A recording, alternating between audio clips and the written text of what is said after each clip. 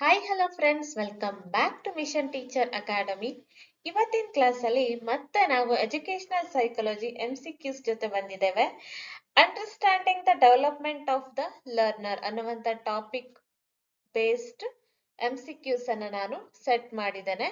ಇದು ನಿಮಗೆ HSTR, GPSTR, ಕ್ರೈಸ್ ಎಲ್ಲ ಎಕ್ಸಾಮ್ಗೂ ಒಂದು ಇಂಪಾರ್ಟೆಂಟ್ ಕಾನ್ಸೆಪ್ಟ್ಸ್ ಅಂತಾನೆ ಹೇಳ್ಬೋದು.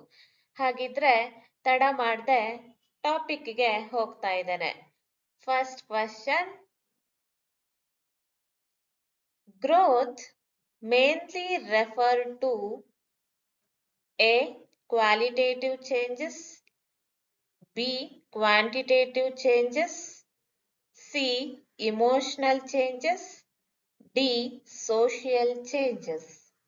ಸೊ ನಿಮ್ಮ ಆನ್ಸರ್ ಅನ್ನ ನೀವು ಟಕ ಅಂತ ಗೆಸ್ ಮಾಡ್ಕೊಂಬಿಡಿ. ನನ್ನ ಆನ್ಸರ್ ಅಥವಾ ಫೈನಲ್ ಕರೆಕ್ಟ್ ಆನ್ಸರ್ ಅನ್ನ ನಾನ್ ಟಿಕ್ ಮಾಡ್ತೇನೆ. ಓಕೆನಾ? ಗೆಸ್ ಮಾಡಿದ್ರಾ?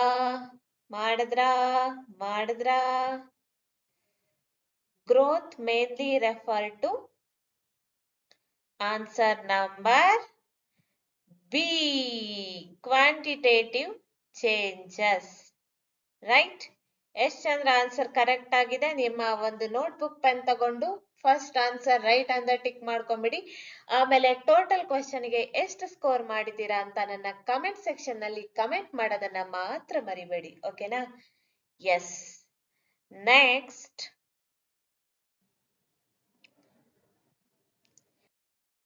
Second question. Which of the following is a characteristic of development? A. It is a continuous process. B. It stops after childhood. C. It occurs only physically. D. It is same for every individual. So, development ಬೆಳವಣಿಗೆಯ ಒಂದು characteristics ಯಾವುದು ಅಂತ ಕೇಳಿದ್ದಾರೆ. 4 option ಅಲ್ಲಿ ಯಾವುದು ಅಂತ ಚಟ ಅಂತ ಏನ್ ಮಾಡ್ಬಿಡಿ, ಗೆಸ್ ಮಾಡ್ಕೊಂಡ್ಬಿಡಿ. ಫೈನಲ್ ಕರೆಕ್ಟ್ ಆನ್ಸರ್ ಅನ್ನ ನಾನೀಗ ಟಿಕ್ ಮಾಡ್ಲಿಕ್ಕೆ ಹೊರಟಿದ್ದೇನೆ. Answer A is the correct answer. It is a continuous process. ಇದೊಂದು ಕಂಟಿನ್ಯೂಸ್ ಆಗಿ ನಡೀತಾ ಇರುವಂತ ಪ್ರೊಸೆಸ್. ಯಾವಾಗೂ ಅದು ಸ್ಟಾಪ್ ಆಗಲ್ಲ ಅಲ್ವಾ? Yes. Next, the development of an individual is influenced by, first one, heredity only, B. environment only, C. both heredity and environment, D. neither heredity nor environment. Answer ಅನ್ನ guess ಮಾಡಿ ಏನಾಗಬಹುದು? Correct answer is option number C. Both heredity and environment is the correct answer. Okay na? Yes. Next. Fourth one. Which principle states that development proceeds from head to head? A. Proximal principle, B. Cephalocaudal principle, C. General to specific principle, D. Individual difference principle. ಇದರ answer ಯಾವ್ದಾಗಿರ್ಬೋದು ಅಂತ correct ಆಗಿ ಯೋಚನೆ ಮಾಡಿ guess ಮಾಡಿ. ಯಾಕಂದ್ರೆ ಇದು very very very important question ಅಂತಾನೆ ಹೇಳ್ಬೋದು. ಆಲ್ಮೋಸ್ಟ್ ಆಗಿ ಎಲ್ಲಾ ಎಕ್ಸಾಮ್ಸ್ ಗಳಲ್ಲಿ ಮ್ಯಾಂಡೇಟರಿ ಆಗಿ ಕೇಳುವಂತಹ ಕ್ವೆಶ್ಚನ್ ಇದಾಗಿರತ್ತೆ. ನಿಮ್ಮ ಆನ್ಸರ್ ಯಾವುದು?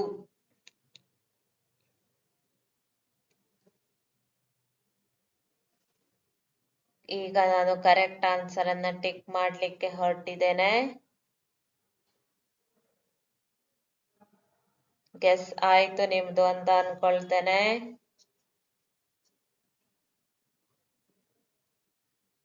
Answer number B, cephalocaudal principle is the right answer for this question. Okay na? Yes. Next question ಗೆ move ಆಗೋಣ. Fifth one.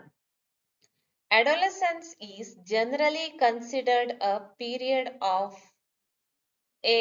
Infancy, B.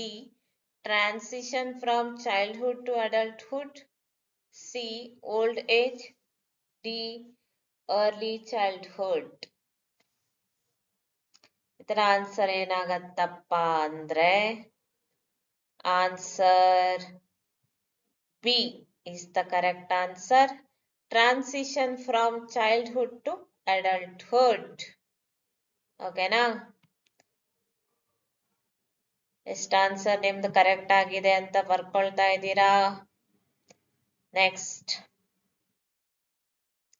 Development from the center to the extremities is called A. Cephalocaudal, B. Proxima distal, C. Cognitive, D. Moral. ಇದರ answer ಏನಪ್ಪಾ ಅಂದ್ರೆ B. Proxima distal. It is the right answer for sixth one. Next. Seventh one. Who proposed the theory of moral development? ಇದರ answer ಅನ್ನ guess ಮಾಡಿ. ಇದರ ಥಿಯರಿಯನ್ನ ಯಾರು ಮಂಡಿಸಿರ್ತಾರಲ್ಲ ಅವ್ರ question ಅನ್ನ ನೀವು ಕರೆಕ್ಟ್ ಆಗಿ ನೆನ್ಪಿಟ್ಕೊಳ್ಬೇಕಾಗತ್ತೆ.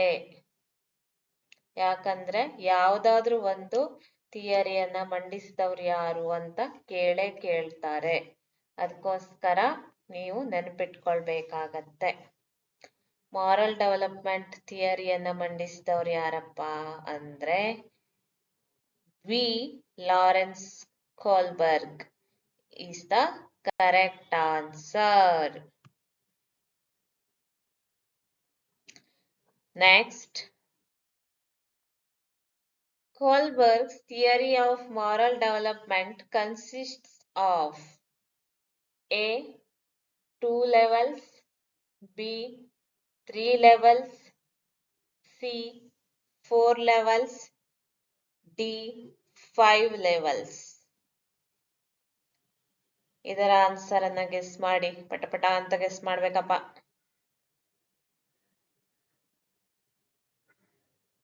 Answer number B. 3 levels is the correct answer for this question. Next, ninth one. Peer influence is particularly strong during A.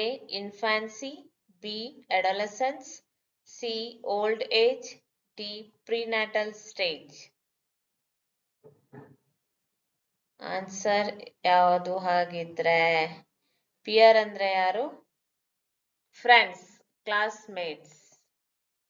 ಅವರ ಇನ್ಫ್ಲುಯೆನ್ಸ್ ಯಾವ ಏಜ್ ಅಲ್ಲಿ ತುಂಬಾ ಸ್ಟ್ರಾಂಗ್ ಆಗಿರತ್ತೆ ಅಂತ ಕೇಳ್ತಾ ಇದ್ದಾರೆ. ಬಿ.